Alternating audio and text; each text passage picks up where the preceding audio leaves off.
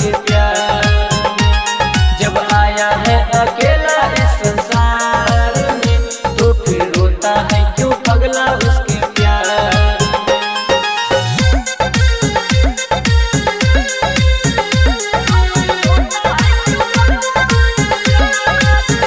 ये कलयुग है भाई, यहाँ पर यही है होता, जिसको तुम दिल में रखते वही है तुमको डसता।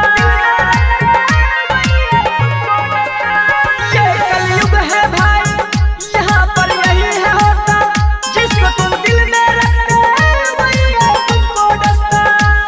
जब आया है अकेला इस संसार में तो फिर रोता है क्यों पगला उसके प्यार में। जब आया है